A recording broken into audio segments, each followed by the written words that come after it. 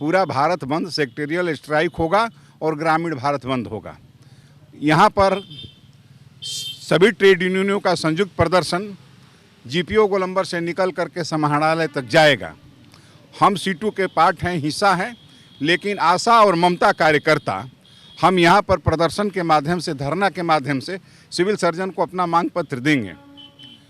हमारी मुख्य मांग यह है, बिहार सरकार से हमारी एक सूत्री मांग आज के तिथि में यही है। कहीं कहीं 3-4 महीना, अभी तो लगातार हम लोगों ने पत्राचार विभाग में करने के बाद 10 महीने का उनका आवंटन निकला, तब जा करके उनका भुगतान हुआ। राज्य स्तरीय ममता का प्रदर्शन किया गया, तब जाके उनका भुगतान का आदेश आवंटन निर्गत हुआ।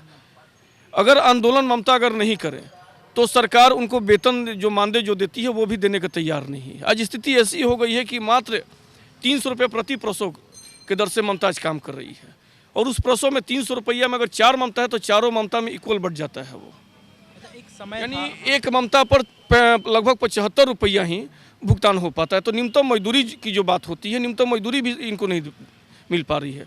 भारत सरकार का, बिहार सरकार का एक न्यूनतम वैधानिक मजदूरी कुशल और अकुशल मजदूर को देना है। अकुशल मजदूर का ही मजदूरी की अगर हम लोग बात कर ले तो 200 कुछ रुपये एक दिन का मजदूरी होता है, वो भी ममता को नहीं मिल पा रहा है। और हम सरकार से मांग करते हैं, भारत सरकार से, कि आशा, ममता, कुरियर जो भी ये लोग हैं, इनको न्यूनतम वैधानिक मजदूरी 26,000 का भुगतान किया जाए।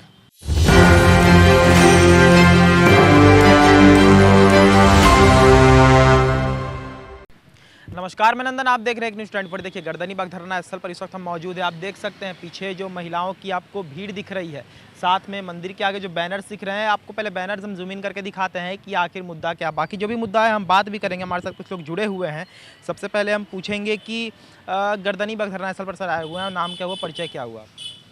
जी, गर्दनीबाग धरना स्थल पर हम आए हुए हैं।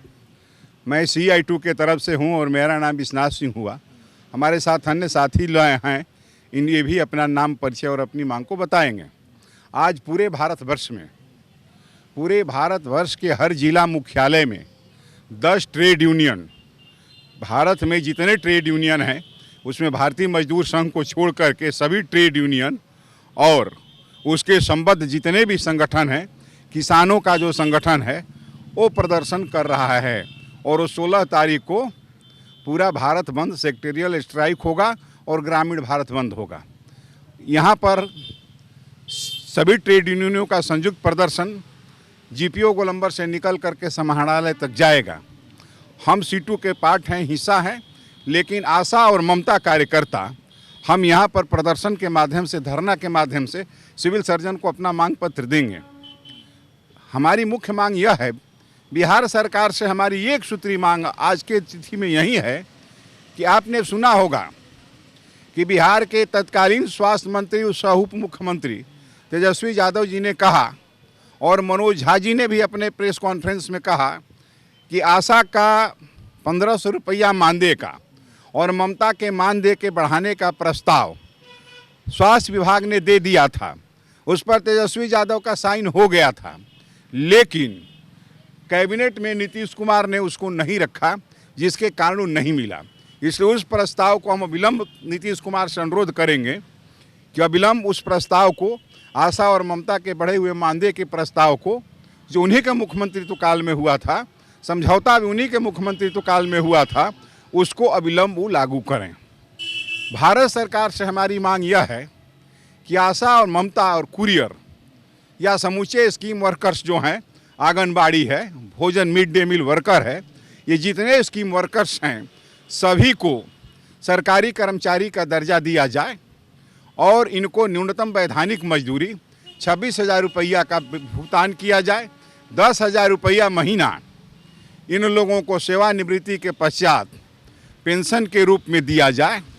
और इन लोगों के लिए चूँकि 2018 में आशा का प्रोत्साहन राशि तय हुआ था, ये 23 चल रहा है, अभी तक कुछ 24 चल रहा है, 23 बीत गया, गलती हो गया कहने, तो 24 चल रहा है, यानी 5 सालों में 1 पैसा भी प्रोत्साहन राशि नहीं बढ़ा। अभी जो बजट प्रस्तुत हुआ है उसमें भी स्कीम वर्कर्स के लिए, आशा के लिए, ममता के लिए कुछ व्यवस्था नहीं की गई है। एक सवाल लेंगे, इन्होंने कहा कहा कि प्रोत्साहन राशि नहीं बढ़ा, लेकिन अगर वेतन की बात करें तो ममता कार्यकर्ताओं की वेतन में भी ऐसी कटौती की जाती है कि कभी 3 से 4 महीने तक पेंडिंग में ही रखा जाता है। एकदम आवंटन के अभाव में ममता का वेतन नहीं निकासी हो पाता, वो वेतन नहीं मानदेय का उनका भुगतान होता है। कहीं कहीं 3-4 महीना, अभी तो लगातार हम लोगों ने पत्राचार विभाग में करने के बाद 10 महीने का उनका आवंटन निकला, तब जा करके उनका भुगतान हुआ। राज्य स्तरीय ममता का प्रदर्शन किया गया, तब जाके उनका भुगतान का आदेश निर्गत, आवंटन निर्गत हुआ। अगर आंदोलन ममता अगर नहीं करें तो सरकार उनको वेतन जो मानदेय जो देती है वो भी देने को तैयार नहीं है। आज स्थिति ऐसी हो गई है कि मात्र 300 रुपये प्रति प्रसव के दर से ममता आज काम कर रही है, और उस प्रसव में 300 रुपया में अगर 4 ममता है तो चारों ममता में इक्वल बढ़ जाता है वो। एक समय यानी एक ममता पर लगभग 75 रुपया ही भुगतान हो पाता है। तो न्यूनतम मजदूरी की जो बात होती है, न्यूनतम मजदूरी भी इनको नहीं मिल पा रही है। भारत सरकार का, बिहार सरकार का एक न्यूनतम वैधानिक मजदूरी कुशल और अकुशल मजदूर को देना है। अकुशल मजदूर का ही मजदूरी की अगर हम लोग बात कर ले तो 200 कुछ रुपये एक दिन का मजदूरी होता है, वो भी ममता को नहीं मिल पा रहा है। और हम सरकार से मांग करते हैं, भारत सरकार से, कि आशा, ममता, कुरियर जो भी ये लोग हैं, इनको न्यूनतम वैधानिक मजदूरी 26,000 का भुगतान किया जाए। एक समय था जब ममता कार्यकर्ताओं का इतना ज़्यादा बोलबाला था कि गांव में इनसे ज़्यादा ज़रूरत और किसी की नहीं होती थी, क्योंकि कहीं ना कहीं जब गर्भवती महिलाओं का जो दिक्कत था, जब हमारे पास सुविधा नहीं था उतना, तब इनकी बहुत ज़्यादा मदद भी सरकार ने ली थी। तो आज इस तरीके से नज़रअंदाज करना कहाँ तक सही है जब आपके पास फैसिलिटीज़ आ गई? जब संस्थागत प्रसव पर सरकार का जोर है तो गर्भाधान से लेकर के डिलीवरी के लिए संस्थागत इंस्टीट्यूशनल डिलीवरी कराने के लिए ले आना और डिलीवरी हो जाने के बाद टीकाकरण कराना, ये जिम्मेवारी आशा की है। और डिलीवरी हो जाने के बाद 2 दिन तक जच्चा बच्चा को एडमिट करके उसको ममता के द्वारा जो काम एएनएम करती थी वह काम करती है, उसको बताती है कि किस तरीके से जो अभी 1 घंटे के अंदर माता का पहला दूध पहला आहार के रूप में देना है, और उसको वेट लेना, बच्चा का तापमान देखना, स्तनपान के बारे में शिक्षा देना, और साथ ही साथ कंगारू के तरह बच्चे को चिपका कर रखने की बात वो कहती है। तो आज जब संस्थागत प्रसव का जोर बढ़ गया है तो जो पुरानी पद्धति है घर में जो डिलीवरी होती है वो तो समाप्त हो गया है।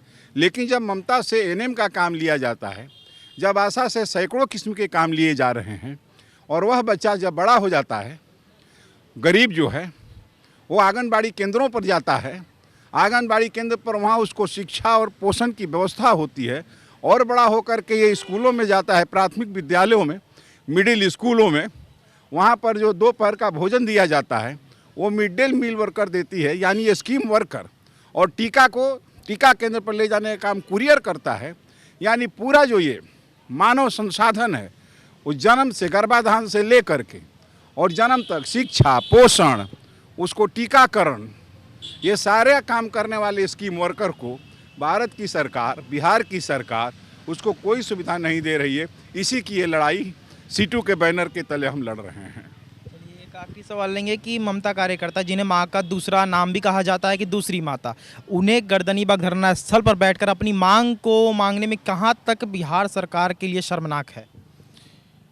ममता की जो हम बात करते हैं, सरकार जो बात करती है महादलित की, ये ममता जो करता है ये महादलित परिवार से आती हैं। सरकार से प्रेरित करने के लिए और वोट बैंक बनाने के लिए महादलित की बात करती है, लेकिन धरातल पर जाकर के देखिए तो ममता कार्यकर्ता जो अस्पताल में जो काम करती हैं, उनका मानदेय में कोई बढ़ोतरी नहीं होना, उनको जो सुविधा मिलनी चाहिए वो सुविधाएं नहीं मिल पा रही है। जो न्यूनतम मजदूरी की जो हमने अभी बात कही, न्यूनतम मजदूरी का भी उनका भुगतान नहीं हो रहा है। इसलिए हमारी बिहार सरकार और भारत सरकार से मांग है कि आशा का, ममता को और कुरियर को, आंगनबाड़ी सेविका, सहायिका, मिड डे मील को, इन लोगों को न्यूनतम वैधानिक मजदूरी मिलना चाहिए।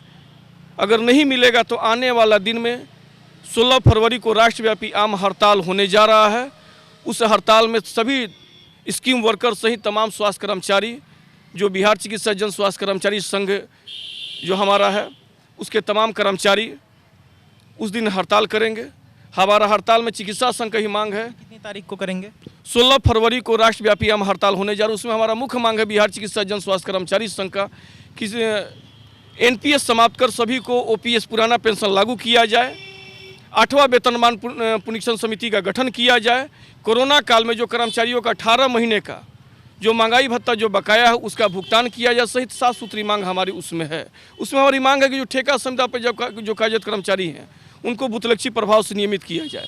जो स्कीम वर्कर हैं उनको न्यूनतम वैधानिक मजदूरी दिया जाए, उनको भी नियमित किया जाए। ये हमारी सरकार से मांग है। अगर सरकार उससे भी नहीं मांगेगी, हमारी मांग पर विचार करेगी, तो आने वाले दिन में हम लोग बेहद आंदोलन करने की तैयारी कर रहे हैं। 16 फरवरी को जो आपकी जो कह रहे हैं कि हड़ताल करने का एक और दिवस है, तो कहाँ से कहाँ तक आप लोग जाएंगे? 16 फरवरी को ये हड़ताल हमारा केवल हमारा ही नहीं है, ये चाहे कोयला का क्षेत्र हो, जितने इंडस्ट्रियल सेक्टरल स्ट्राइक है और किसानों का ग्रामीण भारत बंद है, तो हड़ताल करके हमारी आशा और हमारी ममता और हमारे कुरियर संबंधित प्रभारी चिकित्सा पदाधिकारी जहां पर इनका पीएससी है उस पीएससी पर धरना देगी, नारेबाजी करेगी। और 20 फरवरी को बिहार की सभी आशा माननीय मुख्यमंत्री के समक्ष जो समझौता हुआ है और जो कैबिनेट में उन्होंने पुटअप नहीं किया उसको लागू कराने के लिए राज्य स्तरीय प्रदर्शन करेंगे।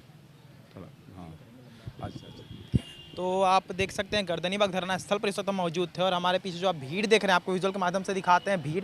ये भीड़ ममता कार्यकर्ताओं का है। ममता कार्यकर्ता आपको बेशक पता होगा क्या होती हैं। गर्भवती महिलाओं के डिलीवरी के बाद जो दूसरी माँ बन के गर्भवती महिलाओं की सेवा करती हैं, उन्हें हम ममता कार्यकर्ता कहते हैं। और उन ममता कार्यकर्ताओं को अगर गर्दनीबाग धरना स्थल पर बैठकर अपनी मांग को मांगने की काम अगर वो लोग कर रही हैं, तो समझिए कितनी ज़्यादा शर्मनाक बात है कि हम जिसे दूसरी माँ का दर्जा देते हैं वही अपनी मांग को लेकर मांग समक्ष रखती हैं सरकार के कि हमारी मांग को पूरी करिए, चाहे वेतन को लेकर हो या फिर समायोजन को लेकर हो।